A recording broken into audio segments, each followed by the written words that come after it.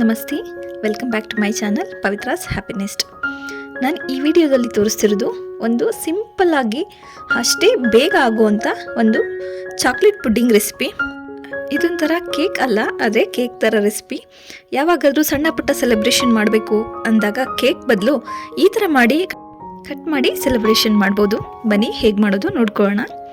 ಮೊದಲಿಗೆ ಇಲ್ಲಿ 10 ಗ್ರಾಮ್ಸ್ ಅಷ್ಟು ಚೈನಾ ಗ್ರಾಸ್ನ ತೊಗೊಂಡಿದ್ದೀನಿ. ಇದು ಎಲ್ಲ ಜನರಲ್ ಸ್ಟೋರಲ್ಲಿ ಸಿಗುತ್ತೆ. ಅದನ್ನು 1 ಕಪ್ಪು ಬಿಸಿ ನೀರಲ್ಲಿ 10 ನಿಮಿಷ ನೆನೆ ಇಡಬೇಕು. ನೆಕ್ಸ್ಟು 1 ಬೌಲ್ ಇಟ್ಕೊಂಡು ಅದಕ್ಕೆ 2 ಕಪ್ಪಷ್ಟು ಗಟ್ಟಿ ಹಾಲನ್ನ ಹಾಕ್ಕೊಂಡಿದ್ದೀನಿ. ಆ ಹಾಲು ಸ್ವಲ್ಪ ಬಿಸಿ ಆದಮೇಲೆ ಅದಕ್ಕೆ 1/4 ಕಪ್ಪಷ್ಟು ಕೋಕೋ ಪೌಡರ್ನ ಹಾಕಿದ್ದೀನಿ. ಇದನ್ನು ನೀಟಾಗಿ ಗಂಟು ಆಗದೆ ಇರೋ ಥರ ಮಿಕ್ಸ್ ಮಾಡಬೇಕು. ಸ್ಟವ್ ಲೋ ಫ್ಲೇಮಲ್ಲೇ ಇರಲಿ. ಅದು ಕಂಪ್ಲೀಟಾಗಿ ಮಿಕ್ಸ್ ಮಾಡಿ ಆದಮೇಲೆ ನೆಕ್ಸ್ಟು ಅದಕ್ಕೆ 200 ಗ್ರಾಮ್ನಷ್ಟು ಕಂಡೆನ್ಸ್ಡ್ ಮಿಲ್ಕ್ನ ತೊಗೊಂಡಿದ್ದೀನಿ.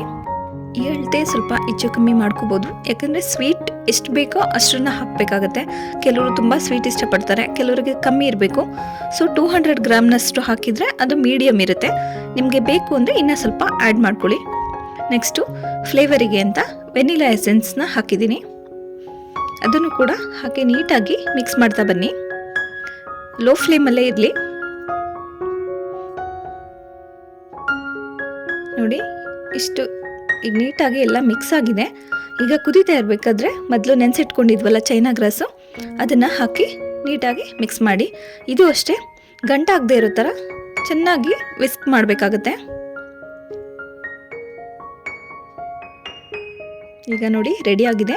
ಸ್ಟವ್ನ ಆಫ್ ಮಾಡ್ಕೊಳ್ಳಿ. ನೆಕ್ಸ್ಟು ಇದಕ್ಕೆ ಬೇಕಾದ್ರೆ ನೀವು ಡ್ರೈ ಫ್ರೂಟ್ಸ್ಗಳನ್ನ ಕೂಡ ಆ್ಯಡ್ ಮಾಡ್ಬೋದು.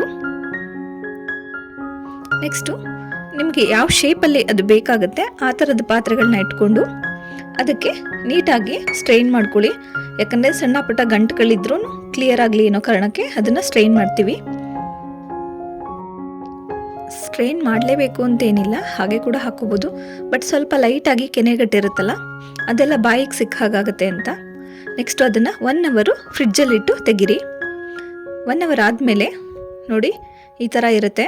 ನಿಮಗೆ ಯಾವ್ದು ಬೇಕು, ಯಾವ ಶೇಪಲ್ಲಿ ಬೇಕಿರುತ್ತೆ ಅದೇ ಶೇಪಲ್ಲಿ ಅದು ಮೋಲ್ಡ್ ಆಗಿರುತ್ತೆ. ನೋಡಿ ಎಷ್ಟು ನೀಟಾಗಿ ಬಿಟ್ಕೊಳ್ಳುತ್ತೆ. ಕಂಪ್ಲೀಟಾಗಿ ಸ್ವಲ್ಪನೂ ಸ್ಟಿಕ್ ಆಗದೆ ಇರೋ ಥರ ಕಂಪ್ಲೀಟಾಗಿ ಬರುತ್ತೆ. ನೀವು ಇದನ್ನು ಹೀಗೆ ಕೂಡ ಕಟ್ ಮಾಡಿ ತಿನ್ಬೋದು, ಅಥವಾ ಇದ್ರ ಮೇಲೆ ಏನಾದರೂ ಸ್ವಲ್ಪ ಡೆಕೋರೇಷನ್ ಮಾಡಿ. ಈಗ ನಾನಿಲ್ಲಿ ಇದು ಬರ್ಡೇದು ಸ್ಟೆನ್ಸಿಲ್ಸ್ ಇತ್ತು, ಅದನ್ನು ಇಟ್ಟು ಮಾಡ್ತಿದ್ದೀನಿ. ಡ್ರೈ ಫ್ರೂಟ್ಸ್ನೆಲ್ಲ ಅದ್ರ ಮೇಲೆ ಸ್ಪ್ರಿಂಕಲ್ ಮಾಡ್ಬೋದು, ಚಾಕೋ ಚಿಪ್ಸ್ ಹಾಕ್ಬೋದು, ಅಥವಾ ಚಾಕ್ಲೇಟ್ ಸಿರಪ್ ಕೂಡ ಹಾಕ್ಬೋದು. ಯಾವ ಥರ ಬೇಕಾದ್ರೂ ನೀವು ಡೆಕೋರೇಟ್ ಮಾಡ್ಬೋದು. ಈಗ ಸಿಂಪಲ್ಲಾಗಿ ಮನೇಲೇ ಮಾಡುವಂಥ ಕೇಕ್ ಅಥವಾ ಚಾಕ್ಲೇಟ್ ಫುಡ್ಡಿಂಗ್ ರೆಡಿಯಾಗಿದೆ. ಕಟ್ ಮಾಡಿ ಟೇಸ್ಟ್ ನೋಡಿ, ತುಂಬಾ ಚೆನ್ನಾಗಿರುತ್ತೆ. ಅಷ್ಟೇ ಸಿಂಪಲ್ ಆಗಿರುತ್ತೆ. 100 ರೂಪಾಯಿ ದುಡ್ಡು ಕೊಟ್ಟು ತಂದು ತಿನ್ನೋ ಮೈದಾ ಮತ್ತು ಸಕ್ಕರೆಯಿಂದ ಮಾಡಿರೋ ಆ ಕೇಕಿಂತ ಈ ಥರ ಮನೇಲೇ ಮಾಡುವಂಥ ಸಿಂಪಲ್ ರೆಸಿಪಿಗಳನ್ನ ಬಳಸ್ಕೊಂಡು ನಾವು ಸೆಲೆಬ್ರೇಷನ್ ಮಾಡೋದ್ರಿಂದ ದುಡ್ಡು ಮತ್ತು ಹೆಲ್ತ್ ಎರಡೂ ಉಳಿಯುತ್ತೆ. ನಿಮಗೆ ಈ ವಿಡಿಯೋ ಇಷ್ಟ ಆಗಿದ್ರೆ ಪ್ಲೀಸ್ ವಿಡಿಯೋನ ಲೈಕ್ ಮಾಡಿ, ಹಾಗೆ ಚಾನಲ್ನ ಸಬ್ಸ್ಕ್ರೈಬ್ ಮಾಡಿ. Thank you.